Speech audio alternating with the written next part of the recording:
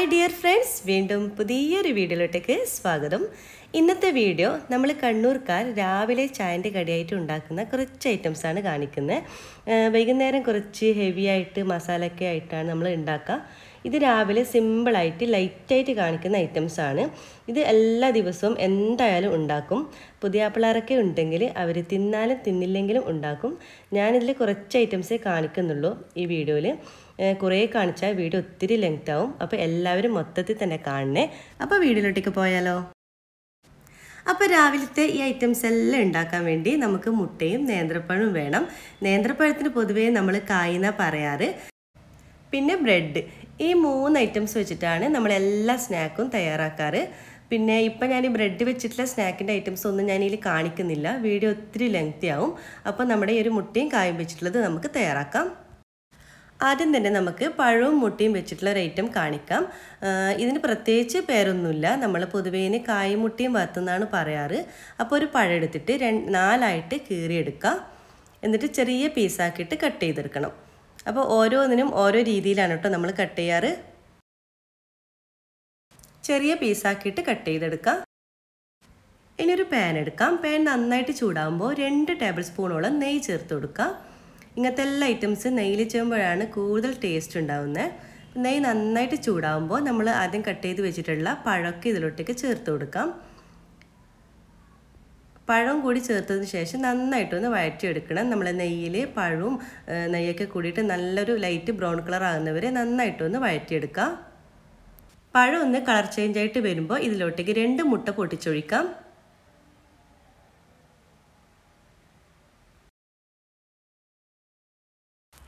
ഇതിലേക്ക് മധുരത്തിന് 2 table spoon പഞ്ചസാര കൂടി ചേർത്ത് കൊടുക്കുക. നിങ്ങളെ മധുരത്തിനനുസരിച്ച് ചേർത്ത് കൊടുക്കാം. അപ്പം നമ്മുടെ മുട്ടയായിട്ട് നന്നായിട്ടൊന്ന് ചിക്കി എടുക്കണം. നമ്മൾ പഴമായിട്ട് നന്നായിട്ടൊന്ന് മിക്സാക്കി കൊടുക്കുക. അപ്പോൾ ഇനി സ്റ്റൗ ഓഫ് ചെയ്യാം. അപ്പോൾ ഇത്രയേ ഉള്ളൂ. അപ്പം നമ്മുടെ ആദ്യത്തെ ഐറ്റം ഇവിടെ റെഡി ആയിട്ടുണ്ട്. അപ്പോൾ ഇത്രയേ ഉള്ളൂ. നല്ല ടേസ്റ്റാണ്. അപ്പോൾ ഇതുപോലെ ട്രൈ ചെയ്ത് നോക്കാത്തവരുണ്ടെങ്കിൽ ഒന്ന് ട്രൈ ചെയ്ത് നോക്കണേ. ഇനി നമ്മൾ രണ്ടാമത്തെ ഐറ്റം കായ് വാട്ടിയത്. ഇതാണ് നമ്മളെ മെയിൻ ഐറ്റം. ഇനി നമുക്കൊരു പഴം എടുക്കാം. അതിൻ്റെ തൊലിയൊക്കെ കളഞ്ഞെടുക്കണം. അപ്പോൾ ഇതിന് കട്ട് ചെയ്യുന്നതിനും ഒരു സ്റ്റൈലുണ്ട്. പൊതുവേ ഈ ഒരു രീതിയിലാണ് നമ്മളിത് അരിയാറ്. ഇത് എന്തിനാണ് ഇങ്ങനെ അരിയുന്നൊന്നും അറിയില്ല. ഇതുപോലെ ചെരിച്ചിട്ട് വേണം നമ്മളിതുപോലെ കട്ട് ചെയ്തെടുക്കാൻ. അപ്പോൾ എല്ലാം തന്നെ അരിഞ്ഞെടുത്തിട്ടുണ്ട്. കാണാനും നല്ല ഭംഗിയില്ലേ? ചിലപ്പോൾ അതുകൊണ്ടായിരിക്കും ഈ ഒരു രീതിയിൽ എല്ലാവരും അരിയുന്നത്. ഇനി ഒരു പാൻ എടുക്കാം. പാൻ നന്നായിട്ട് ചൂടാകുമ്പോൾ 2 ടേബിൾ സ്പൂണോളം നെയ്യ് ചേർത്ത് കൊടുക്കാം. നെയ്യൊന്ന് ചൂടാകുമ്പോൾ നമ്മൾ കട്ട് ചെയ്തിട്ടുള്ള പഴമൊക്കെ ചേർത്ത് കൊടുക്കാം. എന്നിട്ട് നന്നായിട്ടൊന്ന് എല്ലാ ഭാഗത്തുനിന്ന് നിരത്തി കൊടുക്കണം.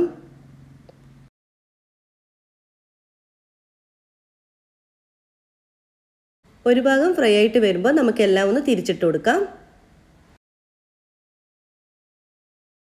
അപ്പോൾ നമ്മുടെ പഴത്തിൻ്റെ 2 ഭാഗവും നല്ല കളർ ചേഞ്ചായി വന്നിട്ടുണ്ട്. ഇനി നമുക്ക് സ്റ്റൗ ഓഫ് ചെയ്തിട്ട് പ്ലേറ്റിലോട്ടേക്ക് മാറ്റാം. അപ്പോൾ നമ്മുടെ രണ്ടാമത്തെ ഐറ്റം കായ് വാട്ടിയത് ഇവിടെ റെഡി ആയിട്ടുണ്ട്. നമ്മളിനി ഫ്രൈ ചെയ്തിട്ട് ബാക്കി വന്നിട്ടുള്ള നെയ്യ് ഇതിൻ്റെ മുകളിലോട്ടേക്ക് ഒഴിച്ചു കൊടുക്കാം. ഇനി ആ നെയ്യിൻ്റെ മുകളിൽ കുറച്ച് പഞ്ചസാര കൂടി ഇട്ട് കൊടുക്കാം. കുറച്ച് കഴിഞ്ഞ് പഞ്ചസാരയും നെയ്യും കൂടി നല്ല മെൽറ്റായിട്ട് നല്ലൊരു സ്പെഷ്യൽ ടേസ്റ്റാണ് ഉണ്ടാവുന്നത്. അപ്പോൾ ഇതുവരെ ഒന്ന് ട്രൈ ചെയ്ത് നോക്കാത്തവരുണ്ടെങ്കിൽ ഒന്ന് ട്രൈ ചെയ്ത് നോക്കണേ. അപ്പോൾ ഇനി മൂന്നാമത്തെ ഐറ്റം തയ്യാറാക്കാൻ വേണ്ടി ഞാനിപ്പോൾ ഒരു പഴം എടുത്തിട്ടുണ്ട്. അതിനെ 2ആയിട്ട് കീറിയെടുക്കുക. അപ്പോൾ ഈ ഒരു ഐറ്റം ഉണ്ടാക്കാൻ വേണ്ടി കുഞ്ഞ് പീസാക്കിയിട്ടാണ് നമ്മൾ കട്ട് ചെയ്തെടുക്കേണ്ടത്. അപ്പോൾ ഒരു പഴത്തിനെ 3-4 പീസാക്കിയിട്ട് കട്ട് ചെയ്തിട്ട് വേണം നമ്മൾ കുഞ്ഞ് പീസാക്കിയിട്ട് കട്ട് ചെയ്തെടുക്കുക. ഇതുപോലെ കുഞ്ഞു പീസാക്കിയിട്ട് വേണം നമ്മൾ കട്ട് ചെയ്തെടുക്കാൻ. പഴം കട്ട് ചെയ്തത് ഒരു സൈഡിലോട്ടേക്ക് മാറ്റി വെക്കാം. ഇനി ഒരു ബൗൾ എടുത്തിട്ട് നമുക്ക് ഇതിലോട്ടേക്ക് ഒരു 3 മുട്ട പൊട്ടിച്ചൊഴിക്കാം.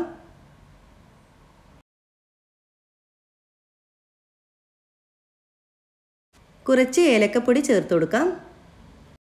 പിന്നെ ഇതിലേക്ക് ഞാൻ ചെറിയ സ്പൂൺ ആയതുകൊണ്ട് ഒരു 5 ടീസ്പൂൺ പഞ്ചസാര ചേർത്ത് കൊടുക്കുന്നുണ്ട്. നിങ്ങളുടെ മധുരത്തിനനുസരിച്ചിട്ട് പഞ്ചസാര ചേർത്ത് കൊടുക്കാം.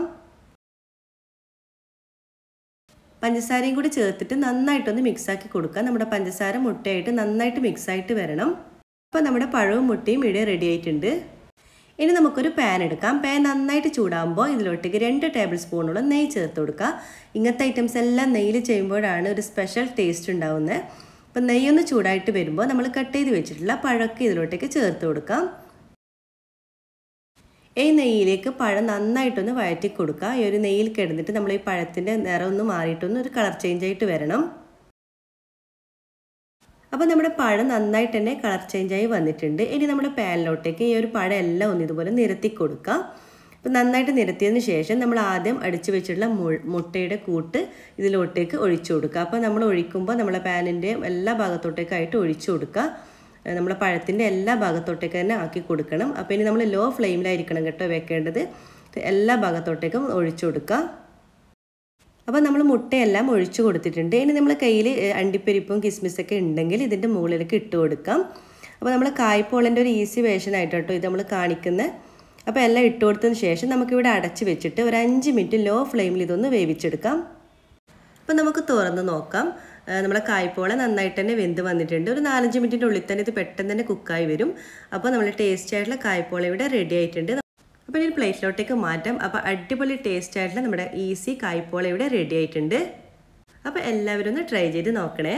നെക്സ്റ്റ് ഐറ്റം നമ്മൾ കായ് വിളയിച്ചതാണ് തയ്യാറാക്കുന്നത്. ഇതിന് വേണ്ടി ഒരു പഴം എടുക്കുക.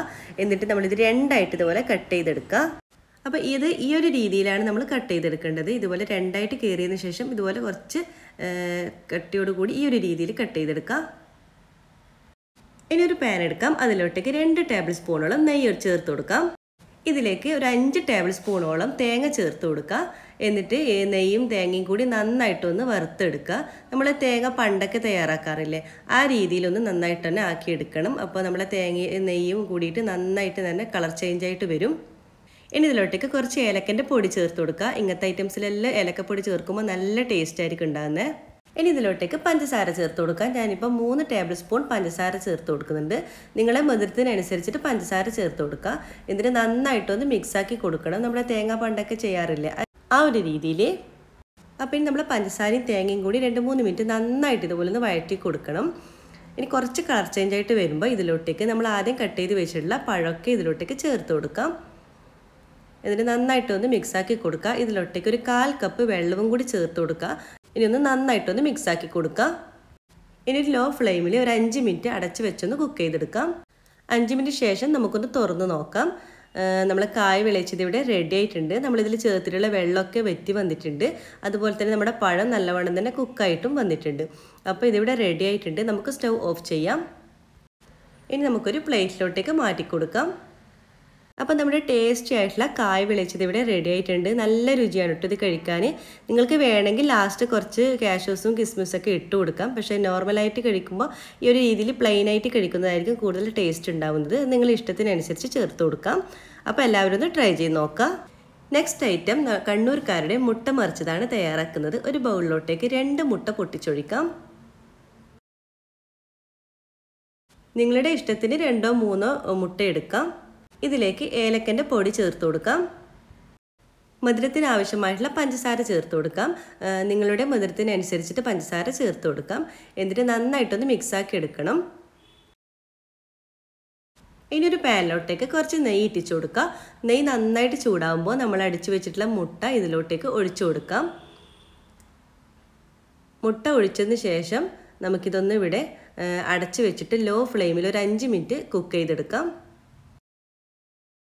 നമുക്കൊന്ന് തുറന്ന് നോക്കാം. നമ്മുടെ മുട്ടയൊക്കെ ഏകദേശം വെന്ത് വന്നിട്ടുണ്ട്. നമുക്കിനി ഇതൊന്ന് തിരിച്ചിട്ട് കൊടുക്കാം. നമ്മൾ മുട്ടയൊന്ന് മറിച്ചിട്ട് കൊടുത്തിട്ടുണ്ട്. അപ്പോൾ ഇനി 1-2 സെക്കൻഡ് മാത്രം വെച്ചാൽ മതി. അപ്പോൾ ഇവിടെ നമ്മൾ ടേസ്റ്റി ആയിട്ടുള്ള മുട്ട മറിച്ചത് ഇവിടെ റെഡി ആയിട്ടുണ്ട്. അപ്പോൾ നമ്മൾ ടേസ്റ്റി ആയിട്ടുള്ള കണ്ണൂർ സ്റ്റൈലിൽ മുട്ട മറിച്ചത് ഇവിടെ റെഡി ആയിട്ടുണ്ട്. നല്ല രുചിയാണ് കേട്ടോ. നിങ്ങൾക്ക് ഇഷ്ടമുള്ള രീതിയിൽ നമുക്കിത് കട്ട് ചെയ്തിട്ട് കഴിക്കാം. അപ്പോൾ എല്ലാവരും ഒന്ന് ട്രൈ ചെയ്ത് നോക്കുക. പിന്നെയുള്ളത് സ്പൈസി ആയിട്ടുള്ള നമ്മൾ കണ്ണൂർ സ്റ്റൈലിൽ ഇടിമുട്ടയാണ്. അപ്പോൾ ഞാനിത് വീഡിയോയിൽ കാണിക്കുന്നില്ല, ഒത്തിരി ലെങ്തി ആവും. അപ്പോൾ അതിൻ്റെ വീഡിയോ ഞാൻ ഓൾറെഡി അപ്ലോഡ് ചെയ്തിട്ടുണ്ട്. ഡിസ്ക്രിപ്ഷൻ ബോക്സിൽ ഇതിൻ്റെ ലിങ്ക് ഞാൻ കൊടുക്കാം. കാണാത്തവരുണ്ടെങ്കിൽ ഒന്ന് കണ്ടു നോക്കാം കേട്ടോ. അപ്പോൾ ഈ ഐറ്റം എല്ലാം നിങ്ങൾക്ക് ഇഷ്ടമായെന്ന് കരുതുന്നു. അപ്പോൾ ലൈക്ക് ചെയ്യാനും ഷെയർ ചെയ്യാനും കമൻറ്റ് ചെയ്യാനും മറക്കരുത്. ഇതുവരെ സബ്സ്ക്രൈബ് ചെയ്യാതെ കാണുന്നവരാണെങ്കിൽ ദയവായി ഒന്ന് സബ്സ്ക്രൈബ് ചെയ്യുക. ഇൻഷാല്ലാ വീണ്ടും മറ്റൊരു നല്ലൊരു വീഡിയോയിലൂടെ വീണ്ടും കാണാം. എല്ലാവർക്കും ഒരിക്കൽ കൂടി താങ്ക് യു.